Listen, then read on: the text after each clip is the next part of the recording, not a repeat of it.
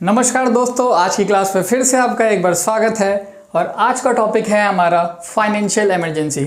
दोस्तों, हमने अपनी पिछली क्लासेस में हमने दो तरह की इमरजेंसी ख़त्म कर दी हैं, that is the national emergency and president rule.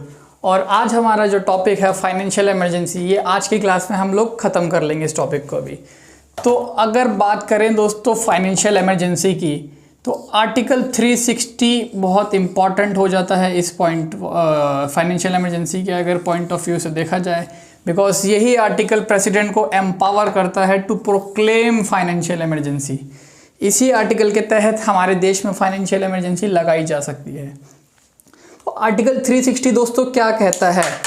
Article 360 जो है, दिस आर्टिकल एम्पावर्स, यानी कि राष्ट्रपति को पावर देता है एक तरीके से। It empowers the president of India to proclaim financial emergency if he is satisfied that the situation has arisen due to which the financial credibility यानी financial stability and the credit of India or any part of its territory is threatened. इसका मतलब है दोस्तों कि article 360 में साफ साफ लिखा है कि प्रेसिडेंट के पास पावर है। पहला वर्ड है प्रेसिडेंट इज एम्पावर्ड। अगर प्रेसिडेंट को लगता है, यानी if he is satisfied that the situation has arisen,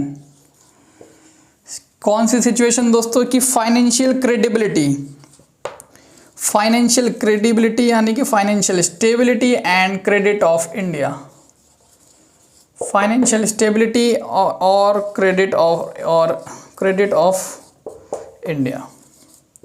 तो दोस्तों, जब भी राष्ट्रपति साहब को लगता है कि हमारी फाइनेंशियल स्टेबिलिटी सही नहीं है, ये थ्रेटेंड है यानी कि डेंजर में है फाइनेंशियल स्टेबिलिटी हमारे देश की, तो राष्ट्रपति महोदय फाइनेंशियल इमरजेंसी को प्रोक्लेम कर लेंगे under article 360 of the constitution of India. तो अगर हम बात करें इसी आर्टिकल की, तो दोस्तों ये आर्टिकल हमने आज तक हमारी कंट्री में यूज़ नहीं हुआ। हमने बात करी नेशनल इमरजेंसी की, जो कि हमारे देश में 3 बार लगाया गया था। एक बार चाइना के साथ हमारा वॉर चल रहा था तब लगाया था, एक बार पाकिस्तान के साथ वॉर चल रहा था तब लगाया था, और एक बार 1975 की जो इंटरनल इमरजेंसी थी तब लगाया था।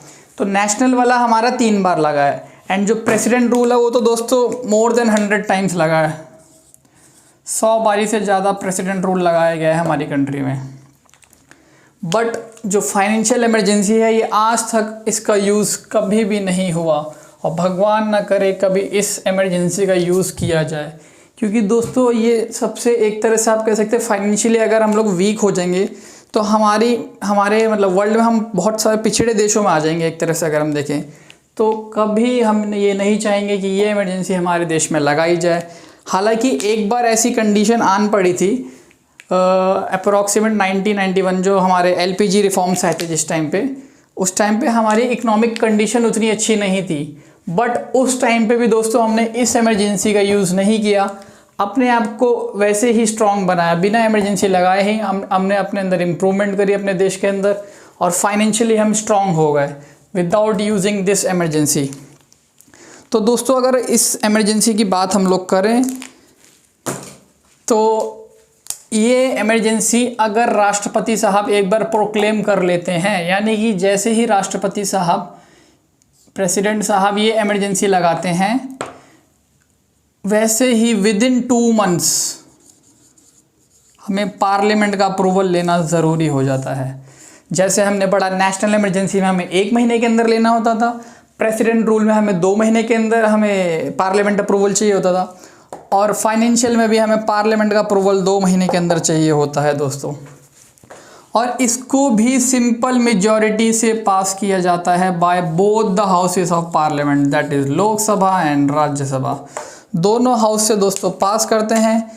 किसी एक हाउस के पास करने से यह इमरजेंसी अप्रूव नहीं होती, पूरे पार्लियामेंट का रोल ज़रूरी है, यानी कि लोकसभा भी इसको पास करेगी और राज्यसभा भी पास करेगी बाय सिंपल मेजॉरिटी। सिंपल का मतलब होता है जो जितने सांसद उस दिन हमारे पार्लियामेंट में प्रेजेंट होंगे उसका मोर देन 50%, यानी प्रेजेंट एंड वोटिंग हम कहते हैं उसे, कि जितने लोग प्रेजेंट होंगे उनकी वोटिंग करा ली जाएगी सिर्फ, और इसे ही सिंपल मेजॉरिटी कहा जाता है। तो दोस्तों हमने इसमें सीखा कि 2 महीने के अंदर अंदर हमें पार्लियामेंट का अप्रूवल चाहिए होता है।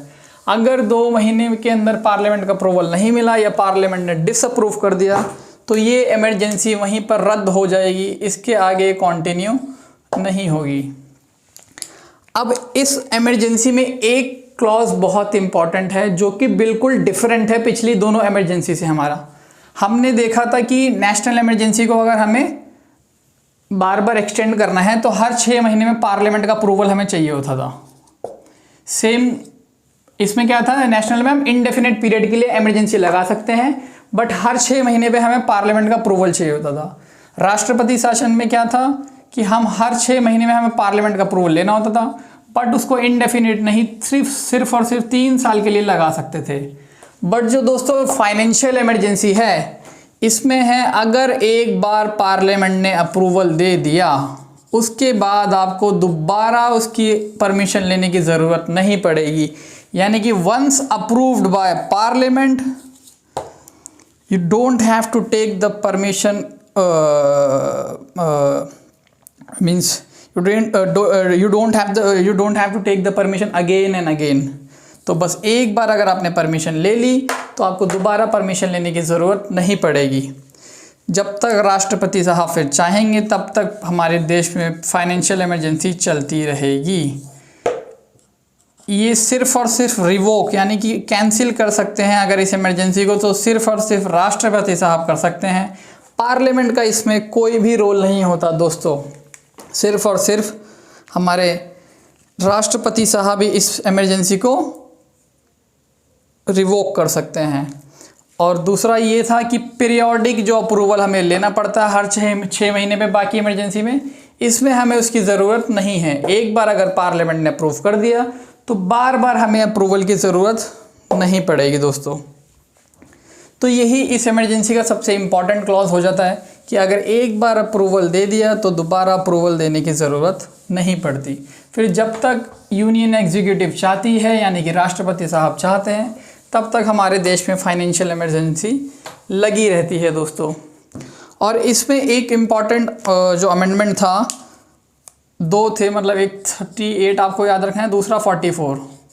38 और 44 जो पिछले इमरजेंसी में हमने पढ़ा है, सेम क्लॉज यहाँ पर भी है दैट प्रेसिडेंट साहब ने अगर एक बार फाइनेंशियल इमरजेंसी लगा दी यानी कि प्रेसिडेंट साहब का जो सेटिस्फैक्शन है that is beyond judicial review.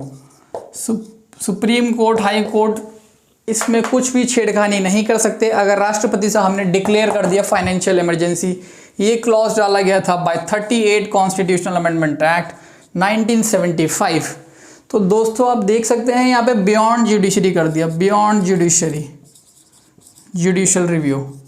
तो जुडिशरी की पावर छीनी गई थी बाय दिस अमेंडमेंट, और उस टाइम पे गवर्नमेंट थी मैडम इंदिरा गांधी की। 44th ने क्या किया, इस क्लॉज को डिलीट कर दिया एंड कहा कि फाइनेंशियल इमरजेंसी भी जुडिशरी के अंदर आ सकती है, यानी जुडिशरी उसको रिव्यू कर सकती है। जुडिशरी उसको आराम से जब मन चाहे तब रिव्यू कर सकती है। ये आर्टिकल में जो डाला गया था उसको डिलीट कर दिया 44th कॉन्स्टिट्यूशनल अमेंडमेंट एक्ट 1978। अब दोस्तों अगर हम बात करें इसके इफ़ेक्ट की कि फाइनेंशियल इमरजेंसी का हमारे देश में क्या फ़र्क पड़ता है, क्या इम्पैक्ट होता है अगर ये लागू करी जाती है, तो हमने पिछले में पढ़ा एग्जीक्यूटिव, लेजिस्लेचर, जितने भी हमारी इमरजेंसी थी, प्रेसिडेंट रूल वाला, नेशनल इमरजेंसी हमने पढ़ा। तो उसमें हमने देखा कि लेजिस्लेचर पे क्या फ़र्क पड़ता है, high courts and supreme courts में उसमें फ़र्क बिल्कुल नहीं पड़ता। जुडिशरी अपना काम करती रहती है जैसे वो नॉर्मल कंडीशंस में करती है। बट दोस्तों फाइनेंशियल इमरजेंसी में high court and supreme court में भी एक फ़र्क पड़ता है जो कि मैं आपको अभी बताने जा रहा हूँ। पहले हम उससे पहले एक पॉइंट डिस्कस कर लेते हैं कि क्या क्या इफ़ेक्ट होते हैं। हमारी हेडिंग है कि क्या क्या इफ़ेक्ट होते हैं इस इमरजेंसी की, यानी कि फाइनेंशियल इमरजेंसी के। तो पहला इफ़ेक्ट होता है दोस्तों कि सेंटर पूरा का पूरा कंट्रोल करती है एक तरह से स्टेट्स को on financial matters, only on financial matters, on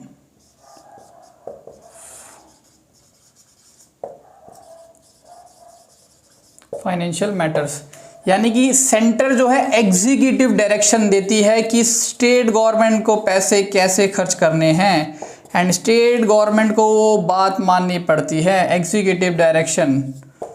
तो दोस्तों यहाँ भी आप देख सकते हैं कि यूनियन गवर्नमेंट के पास कंट्रोल आ जाता है ऑन फाइनेंशियल मैटर्स। हमने पिछली दोनों इमरजेंसी में देखा था कि यूनियन के पास सारे कंट्रोल आ जाते हैं। एग्जीक्यूटिव के फंक्शंस जो होते हैं प्रेसिडेंट साहब करते हैं, एंड लेजिस्लेचर का पार्लियामेंट करता है फंक्शन। हमने प्रेसिडेंट रूल में ये चीज़ पढ़ी थी।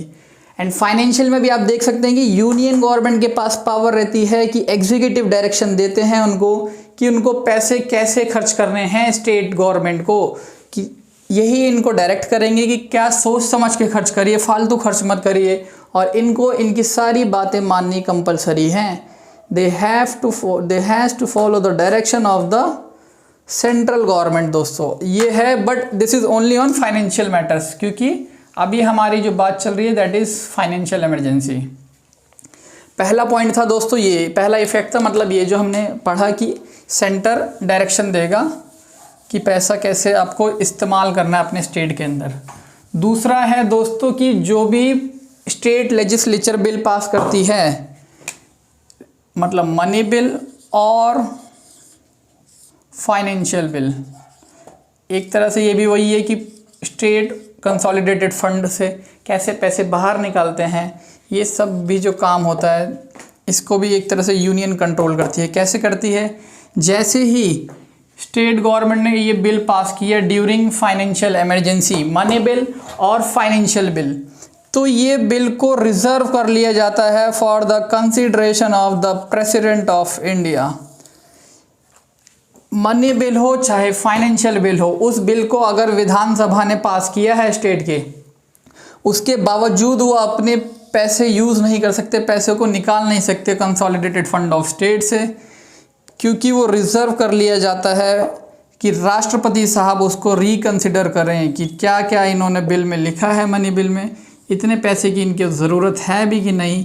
सारा का सारा रिव्यू करने के बाद उस बिल को पास करते हैं या डिसअप्रूव कर देते हैं। सारा का सारा कंट्रोल प्रेसिडेंट साहब के हाथ में रहता है। और प्रेसिडेंट का मतलब दोस्तों आपको पता ही है, union council of minister to be headed by prime minister. But जो प्रेसिडेंट साहब होते हैं यहाँ पे ये पार्लियामेंट का अप्रूवल लेते हैं, अपनी मर्जी से कुछ नहीं करते, रिजर्व करते हैं, बट पार्लियामेंट एक तरह से इसको क्रॉस चेक करता है मनी बिल्स को। तो हमने ये दूसरा पॉइंट पढ़ा दोस्तों, पहला कि एग्जीक्यूटिव डायरेक्शन कौन देती? गवर्नमेंट टू गवर्नमेंट, यानी सेंट्रल गवर्नमेंट स्टेट गवर्नमेंट को। एंड जो दूसरा है कि money bill and financial bill को कंट्रोल किया जाता है कैसे? कि रिजर्व कर लेते हैं for the reconsideration of the president of India. अब दोस्तों एक इम्पॉर्टेंट क्लॉज और है इसमें कि तीसरा इफेक्ट जो हम पढ़ने जा रहे हैं। आपको पहले मैं एक चीज़ बताता हूँ कि हमारे देश में क्या है, जैसे जो बड़ी बड़ी पोस्ट हैं, सुप्रीम कोर्ट के जजेस हो गए, हाई कोर्ट के जजेस हो गए, then controller and auditor general हो गए, गवर्नर साहब हो गए, ये सब जो बड़ी बड़ी पोस्ट है इनमें एक क्लॉज है कि जैसे ही इनका अपॉइंटमेंट होता है इनकी सैलरी हम लोग कम नहीं कर सकते। सपोज सुप्रीम कोर्ट के जज की सैलरी है 1.5 लाख, एक बार अगर ये अपॉइंट हो गए तो इनकी सैलरी सिर्फ बढ़ा सकते हैं, कम नहीं कर सकते। Same goes with high court जजेस, कैग एंड गवर्नर, तो इनकी सैलरी कम नहीं कर सकते। बट इसका सिर्फ और सिर्फ एक एक्सेप्शन है, that is during financial emergency. Financial emergency में प्रेसिडेंट साहब जो होते हैं, चाहे यूनियन में कोई काम कर रहा हो, चाहे स्टेट गवर्नमेंट में कोई काम कर रहा हो, चाहे यूनियन लेवल पे कोई वर्कर काम कर रहा हो, चाहे स्टेट गवर्नमेंट के अंदर कोई काम कर रहा हो, या सुप्रीम कोर्ट और हाई कोर्ट के जजेस की सैलरी भी ये कम कर सकते हैं, काट सकते हैं, जितना इनका मन चाहेगा सैलरी को होल्ड कर सकते हैं, कम कर सकते हैं, काट सकते हैं। सारी की सारी पावर राष्ट्रपति साहब के हाथ में आ जाती है यहाँ पर। तो दोस्तों यहाँ पर जो एक एक्सेप्शन था इसमें कि high court and supreme court में भी इस इमरजेंसी में फ़र्क पड़ रहा है। पहले क्या था कि high court and supreme court में बिल्कुल भी फ़र्क नहीं पड़ा था, हमारी नेशनल इमरजेंसी में भी, हमारे प्रेसिडेंट रूल में भी, क्योंकि वहाँ पे वो जुडिशरी अपना काम नॉर्मल कंडीशन में जैसे करती है वैसे इमरजेंसी कंडीशन में भी करती रहती है।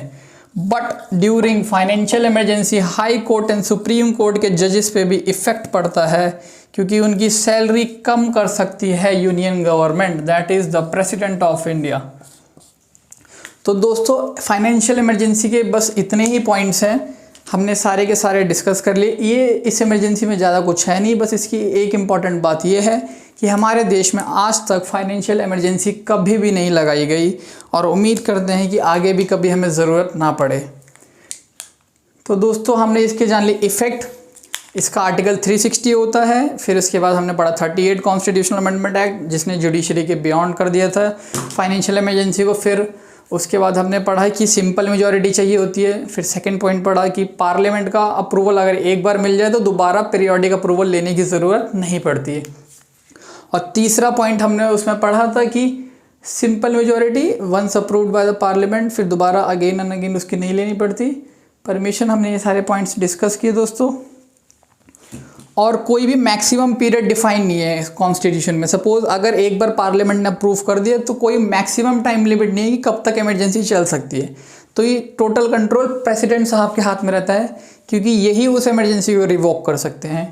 फिर हमने दोस्तों इफ़ेक्ट पढ़े, क्या क्या इफ़ेक्ट पड़ता है फाइनेंशियल इमरजेंसी का हमारे देश में, कि हम जजेस की भी सैलरी कम कर सकते हैं, यूनियन लेवल पे हो चाहे स्टेट लेवल पे कोई भी वर्कर काम कर रहा हो उनकी सैलरी कम कर सकते हैं। फिर सेंटर जो है एग्जीक्यूटिव डायरेक्शन देती है on financial matters only, state government को, और स्टेट गवर्नमेंट को वो बात माननी पड़ती है। फिर एक पॉइंट हमने पढ़ा कि money bill and financial bills को रिजर्व कर सकते हैं प्रेसिडेंट की कंसिडरेशन के लिए। फिर राष्ट्रपति साहब उसको रिकंसिडर करके जो भी उनका डिसीजन होगा फिर उस हिसाब से वो फैसला लेते हैं। तो दोस्तों आज की क्लास में इतना ही था, फिर मिलते हैं नेक्स्ट क्लास में आपसे, तब तक के लिए बहुत बहुत धन्यवाद।